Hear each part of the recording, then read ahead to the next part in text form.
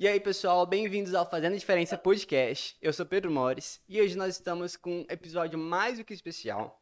Nós gostaríamos de continuar agradecendo todo mundo que está entrando em contato com a gente, pessoas pedindo para participar conosco, está sendo muito bacana essa interação. E também gostaríamos de agradecer aos nossos patrocinadores, a Flexlife, desenvolvimento de sistemas. Se vocês precisam de um RP para sua empresa de pequeno, médio e grande porte, entre em contato com eles que eu tenho certeza que eles poderão ajudá-los. Também temos a Érica Arte em Letras, que desenvolveu as nossas canecas. Se vocês precisarem de qualquer tipo de arte, entre em contato com ela, que eu tenho certeza que ela fará uma arte maravilhosa para vocês. E também, por último, nem menos importante, nós temos um vídeo que combina totalmente com o nosso patrocinador, que é da Gringa Store. E hoje com um vídeo com um gringo, que vai acrescentar muito a nossa tour aqui, né? Então, se vocês precisarem de um relógio, de um fone, ela tem diversos produtos bacanas na esteira. E eu tenho certeza que vocês vão amar. Então entre em contato com ela. Já estou usando o meu, uso e recomendo. Então hoje nós estamos aqui com um vídeo super especial. Ele que se tornou um amigo. Ele é editor de trailers. Já fez diversos trailers magníficos como de Pantera Negra, Stranger Things e Velozes e Furiosos. E eu tenho certeza que vocês vão amar a nossa conversa. Então I'm going to start speaking in English because he is American, and I hope you enjoyed the video. So I would like to introduce you, Hunter Bennett. Hi, thank you. Oh, it's really good to have you here with us. I really appreciate that you accepted being with us. And introduce yourself. I'll introduce myself. Hi, my name is Hunter Bennett. I work in movie trailers in Hollywood, California. In the past, I've worked on Avengers Infinity War, Stranger Things. I've worked on Marvel Studios Loki, Marvel Studios Eternals. I just got off of a mix of my most recent work over at Universal Studios. And just happy to be here on the podcast talking to my friend Pedro. It's really nice to have you here with us. Where are you from and where are you living right now? So I'm from, it's kind of tough to say, I'm from Sacramento, California. It's the capital of California, but I didn't really grow up there. I grew up in a small town in Washington State called Puyallup, really confusing pronunciation. Very small town, and now I'm living in Los Angeles, California, specifically in Hollywood. That is pretty good, bro. So, everyone that sees you now having those big trailers of big companies would think that you started in the hype, but I know that there's a long story behind it. And start sharing with us, how did it start? How did you discover this field, this area, and then you started working? Oh man, yeah, crazy long story. So I was in university before I dropped out, and I was just looking for like a summer job on the internet, and I saw a job for like a movie trailer company. And I was like, what is that? I didn't even know that there were companies that did this. And then I started researching a bit more, and I figured out, like, oh, like there's a whole industry that just makes trailers and advertising for movies. Turns out it's really difficult to get into. It's really hard, very high stress. But for some reason, I was crazy enough to say, like, oh, I could do that. And then like a year went by, didn't really figure out if I wanted to take a chance on getting in. Then eventually, my life was in a pretty bad spot at the time. Like, it was really, like money problems, family problems. Didn't know what I was going to do with my life. So I decided, like, you know what, let me just take a chance and figure out if I can get into that industry or not. I created a bunch of just movie trailers on my own just to show off my skills. They were all fake. They weren't great. Then I applied at over like 200, I believe it was over 200 job applications. I sent out 200. Only one got back to me. And I flew down for the interview in Burbank. Keep in mind, I had almost no money to really afford a flight. So I flew down to Burbank, California to go to do this interview, got the job. drove down in my car with 4 duffel bags, like 4 bags of my things. That's all I brought. I had almost no money in my bank account. I briefly lived in an Airbnb and then basically ran out of money. So I lived out of my car while working this job for a good few months. I showered at the office. We had a shower in the office, thank God. But yeah, so then I just started kind of working my way day by day. It was a really, really rough, it was really, really hard, very difficult. And then eventually my boss gave me a chance to work on Star Wars The Last Jedi that was coming out at the time. And he was like, you're going to get fired if you fail. Just this, you got fired? I did not. Thankfully, did not get fired. It was very nerve-wracking, though. I'm like, wow, these stakes are high. This is really high pressure. But thankfully, succeeded. Then worked on like Black Panther, and then worked on Avengers Infinity War, and then won a couple awards. And I was like, okay, time to move up to the next rung. Moved to a different company. I immediately got to work for Tom Cruise on Mission Impossible Fallout. Got to work for him personally, which was really, really crazy experience. He's amazingly nice. He's so nice. Like, he's a really, really nice person. Yeah, it's just been a crazy road ever since getting up to where I am now. Lots of just long nights working, like weekends, working on weekends. And then eventually my health took a downturn. I got diagnosed with type 1 diabetes, which is a genetic condition that have no control over getting. It was a really hard moment, isn't it? Yeah, that was an incredibly hard moment when I got diagnosed with that. Because I just knew like life was going to be different. I've never dealt with this before. I was already dealing with a really hard job. And I'm like, I don't know how I'm going to have time to figure this out. So I'm not going to lie. I had like a mental breakdown in my car when I found out. It was not good. It was bad. And then I was just in denial about it for the longest time. So it was pretty difficult dealing with that. One thing that is really interesting about your story is that you said that you have played for over 200 companies and only one replied for you. And you keep trying, like you took this opportunity and said, oh, I'm gonna do everything that I can to achieve my dreams, to achieve what I'd like to. And this is really important because I feel people having all these opportunities denied, they would stop or something like this. Or say, oh, there's only one, my chance is really small because huge company and something like this, and I won't be able to be there. And you started, you keep, and then you are here right now having a lot of amazing trailers. I've seen mainly the Lucky. This one is amazing. Lucky Kid. This TV show is amazing, dude. I love it. What's your favorite trailer that you have done?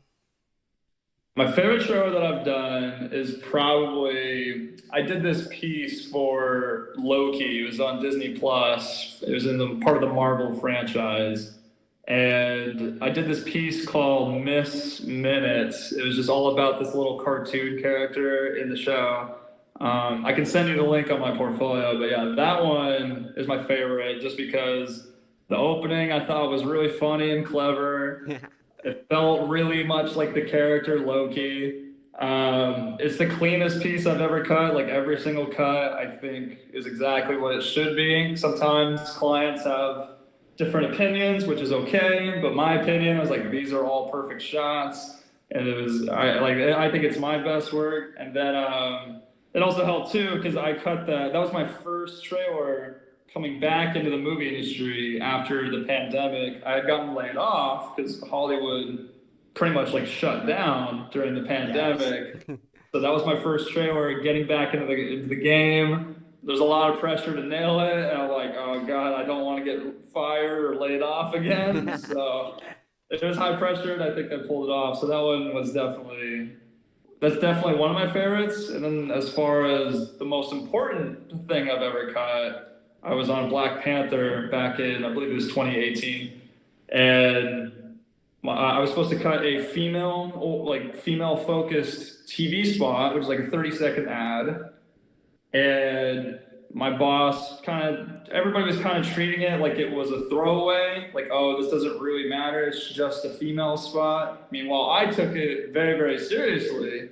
I was like, well, every TV spot's important, and like women are important. And so I put a lot of love and care in that TV spot. I remixed 8 different music tracks all together into one 30-second spot. My goal was like, how many music tracks can I use and still make it sound good? And that ended up changing my life. That one TV spot won me my first Golden Trailer Award. It won me a couple other awards. And that TV spot is the reason I got hired at the other company to work for Tom Cruise. Like, it was that spot specifically because they had worked on Black Panther. And they told me, like, we counted how many music tracks you used, and that was amazing. Name your price and come over to us. Oh, but this is insane, dude. You joining musics? Yeah, it was a lot. Like, as an editor in movies, you gotta know how to edit music and and remix music, and so it's really difficult. But thankfully, I did a lot of music growing up, so it worked. Which company are you working right now? So I'm working for a company called Trailer Park Group. They're right on Hollywood Boulevard. So if anybody travels to Hollywood Boulevard in Los Angeles, I'll come say hi. I think they are the biggest movie trailer company on the planet, I think. It's pretty large. Well, a lot of pressure. And you started in the Tiny Hero, is that right? Correct, yeah. That was the first company. That was the one company out of 200 job applications that replied to me. It was them. Well, and I think that's going to be really hard work because we can feel everything that movie has to offer for us in only 1 minute or 30 seconds. How is that? Like, how is you work on entire movie of 2 hours, 1 hour and a half, and shot it in 1 minute and make it make sense? It's really crazy, dude. How does it work? It's very crazy. You're correct. It's every movie's different, but I mean, like, and times change as well, so tastes change over time. But overall, the goal is, like, a trailer needs to be kind of its own thing. It used to be literally like a recreation of the movie, tell the story exactly as the movie tells it. But then as time has gone on, they're like, well, that kind of spoils too much.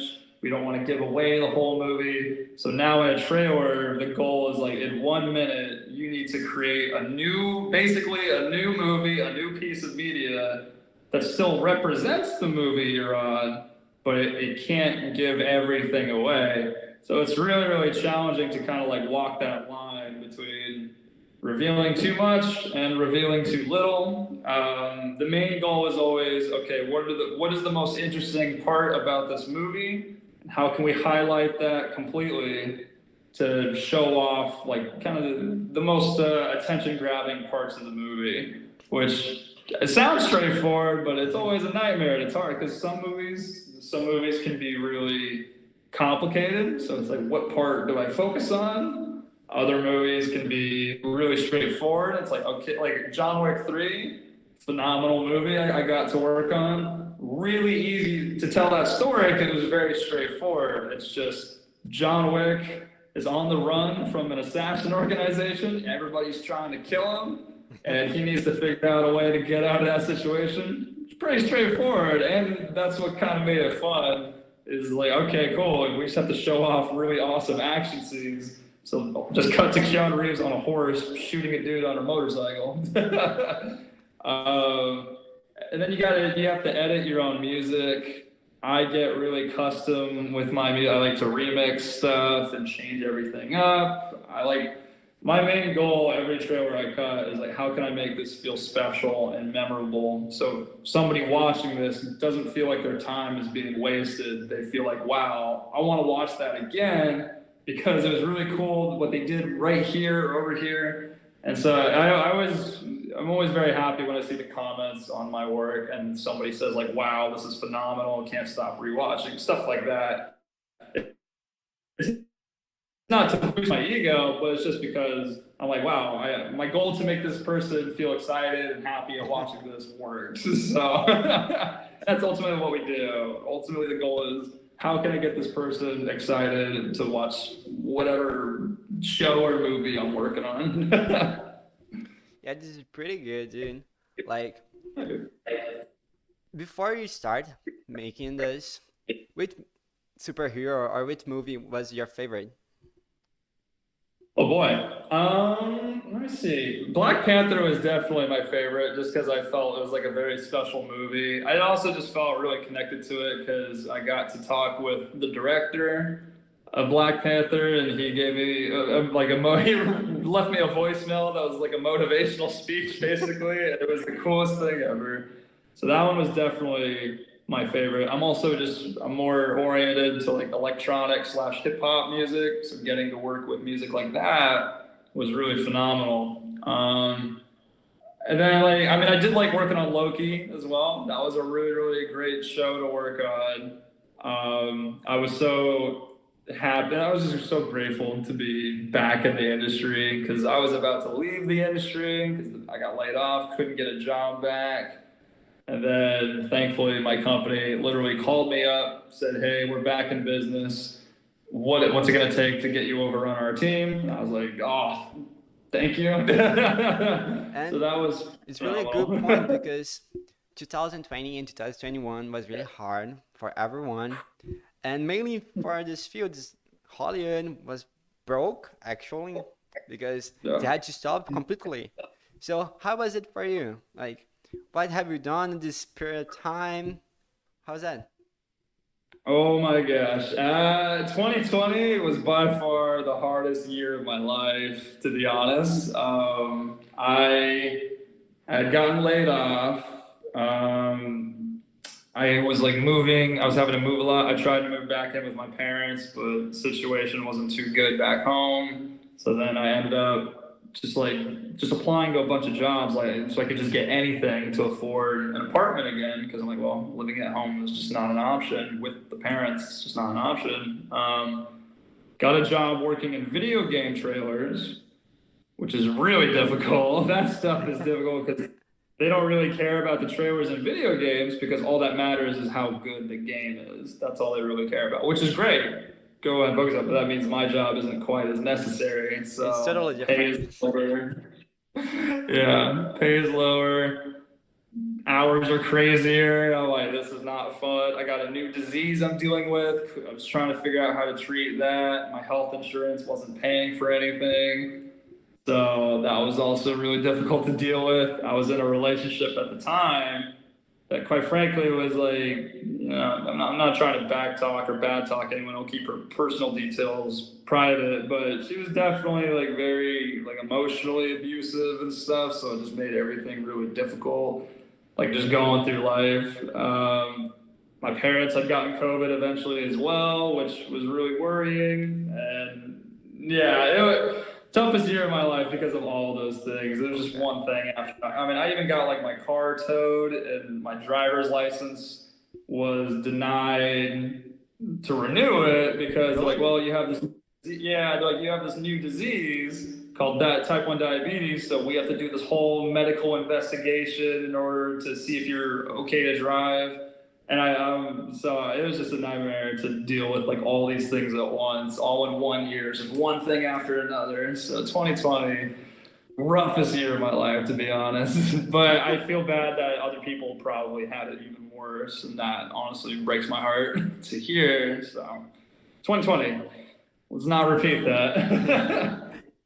Well, and did you discover the disease in 2020 or no, before it? Say that one more time. Sorry. Did you discover the disease that you have in 2020? It was close around there. So I think I got diagnosed in 2019. I believe it was 2019, and I was just in denial about it. I just didn't want to treat it. I didn't want to think about it. I had no idea what the side effects were if you don't treat it. And to be honest, the doctor wasn't too informative either. So I went months and months without treating it. Basically, I just ignored it, and I was just focusing on like gaining weight because I had lost a lot of weight in the trailer industry. I was starting to put on some muscle finally. I was really dedicated to exercising, and then out of nowhere, all my weight just started like melting off. Basically, like I was losing weight like overnight, and I was eating even more and still losing so much weight. I was like, what is happening? And then I go back to the doctor, and they told me like, well, that's a side effect if you don't treat your disease, is you're just gonna melt weight off until you die. And then like, and basically my doctor told me, is like, looking at your blood right now and like our lab results, you basically have like 6 months left to live if you keep going like this and not treating your disease. So I had to basically face the fact that I might be dead if I don't treat my disease. So I figured that, and that was right before 2020. I think that was like in January. My doctor told me that. And then finally started to figure out like, okay, I need to treat my disease. But then I think it was like March, the pandemic hit. And so I kind of everything together in your life, making you better. A lot to deal with. I was like, I just started treating my disease right as the pandemic hit, and then I lost my job, which means like that was just a whole other thing. But thank God now you are fine, right? Hey, for the most part, it's still a challenge every single day. It's by far the hardest thing I've ever dealt with in my life, but I am doing better. I'm gonna survive, so I'll take the positives. And I've seen that you are working out a lot, right? Say that one more time. Sorry. You are working out a lot. Like, yes. Yeah. Oh, yes. Yeah. And pretty much as often as I can. how does this happen in your life in different fields? You know. Oh man, like growing up, I was really, really skinny, right? I was always the smallest kid in class. I was always the smallest kid, like weight-wise. Thankfully, I was like slightly tall to make up for it, but I was so tiny, and I always got picked on for that. I got bullied a lot. A lot of people wanted to fight me. I don't know why. I'm like, I'm tiny, I can't fight. So I just grew up with that, and all the way through even college, I was still so skinny. I just couldn't figure out how to fix it. So it was back when I was like 17, I finally decided, like, you know what? I'm going to figure this out. I'm going to try to figure out how to work out. A lot of trial and error, but eventually figured it out. I ended up bulking up to 170 pounds by the time I turned 18, which for my height was like pretty big, finally. But then trying to join the movie trailer industry, I was editing those fake trailers and stuff. What I didn't mention is that I was really desperate to get out of, my living situation and to move on with my life. So I was editing those trailers like every single minute of every single day. I completely stopped working out.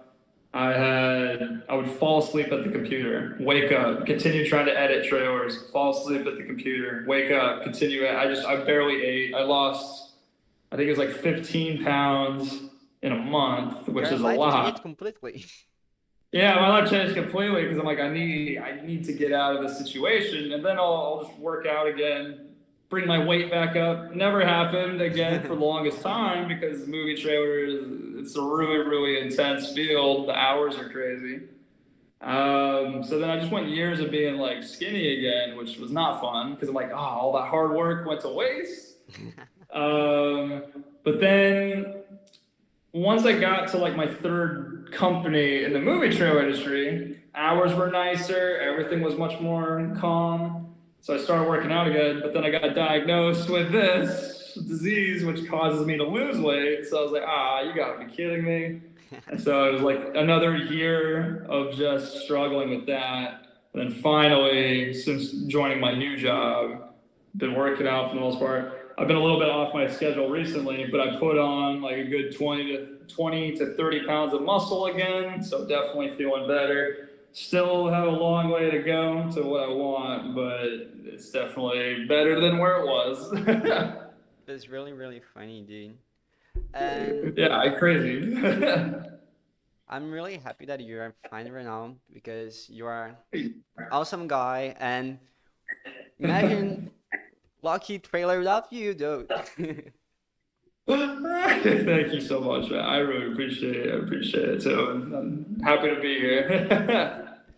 Well, so thanks for being here with us. And let's have our three last questions, okay? Of course, hit me with it. So I always like to say that those questions, there is no right answer, so it's whatever comes to our mind. So what is love for you? Oh boy. I think if I'm being completely honest, like I know a lot of people separate love as in like there's love for family and then there's love for your like romantic partner. Me personally, I think it's all the same. I think at the end of the day, love is just loyalty combined with compassion. It's loyalty and compassion, which basically means like you're a teammate, right? I think that's what love is. Like my current girlfriend, like she's amazing. Like we're just starting to date, right? But she's having some health problems right now. She was having a hard time at work, so I'm like, all right, I'm here to be there for you. What do you need? What can I do to support you? I'm like, hey, come stay over here at my place so I can take care of you. And then when I'm feeling down as well, because my job is really difficult, she's like, I'm there for you. What can I do to be there for you and support you? I think ultimately at the end of the day, that kind of love exists in both romantic relationships and between family. I think everybody wants their parents to like be there for them, or if you have kids, you want to be there for them. I think ultimately at the end of the day, that's what love is. And what about family? What family means for you? I mean, I guess somewhat similar, yeah. I mean, I know some people that are like, hey, family means being blood related. Some other people I know say, hey, family is just whoever is there for you. And that's the thing. I'm like, whoever's there for you over like a long period of time, especially. Because some people will be there for you 1 minute, and then the next minute they'll be like, throwing you away or like talking behind your back or something. So I don't think that's legitimately family or love. But those people that are always there for you, maybe you guys have been there for each other for 10 years or so. I'm like, ultimately at that point, I consider you family. I see. It's really good. And what about God? I guess at the end of the day, I'm not the most religious person, but at the end of the day, I think I respect all religions. I have friends who are Muslim, I have friends who are Christian, I have friends who are Jewish. I think at the end of the day, I think just being under God means be a good person, be compassionate. We're all struggling out here. Don't make it harder for other people because they're going through some stuff too. Try to be kind, try to make the world a better place. Even if, maybe you're struggling and the world needs to be a better place for you, that's okay too. I guess just try to be there for other people and try to make the world a better place. I'd say that's what it is. Amazing. Well, and giving a message for someone that is watching us, whatever comes to your mind. Boy. I guess I would just give the message that kind of helped me when I was struggling. Every time I was struggling is, especially if you're struggling to get ahead somehow. Maybe you're trying to get a job. Maybe you're in poverty and you're trying to get out. Poverty is brutal. Like I grew up poor, but there are people that grew up way more poor than me, which is awful to think about. It's sad. I'd say just the good news is, if you're trying to get out of it, you're not guaranteed to get out, but you only need one moment to change everything. That's all you need is just you to find that one moment. Not everyone will get it, unfortunately, just because the world is brutal and it sucks, but you can't think that way. You have to think, I'm going to find my moment. I was trying to get out of being broke, living in a bad housing situation, didn't get along, like my parents were very rough. And the one moment that changed my life was getting that job. I applied to 200 different jobs, didn't get anything, and I finally got the one job that changed my life. I know not everybody even gets that privilege because things can be really bad, but I still think it's worth hoping for to move towards that. And then beyond that, I'd say, hopefully we can all try to help each other out. If somebody asks you for help them out. Because you're gonna need help too. We're all in this together. We're all struggling out here. None of us are rich, so we're all trying to just get by. Yes. So if we can help each other as a team, I think that's worth something. When you help someone, I believe that someone else or that person will help you also. So it is Exactly. Oh, but your work is really phenomenal. I really like your trailers, and I hope means a lot. have you more times here because you have an amazing story and amazing work. So I'm really proud of you being my friend. So thanks for having you here. It's really amazing. So thank you, man. I got you. It was great to be here. It's always great to talk with you, man. Always good. Always a great time. So thank you for everything. You have been a really nice guy in those days. I love it. And so sometime you come back for sure if you'd like to. And then it's all. Thank you. No, of course. Thank you, man. Thank you, everybody. Thank you, the whole team. And thanks for having me. I really appreciate it. Então, pessoal, é isso. Espero que vocês tenham gostado. Nós vamos encerrar por aqui. Mas não se esqueçam de se inscrever no canal, curtir o vídeo. Logo mais temos mais vídeos aqui. Então esse foi nosso encerramento da primeira tour pelo mundo. Muito obrigado por nos acompanhar. E até mais, venham fazer diferença conosco. Bye, bye!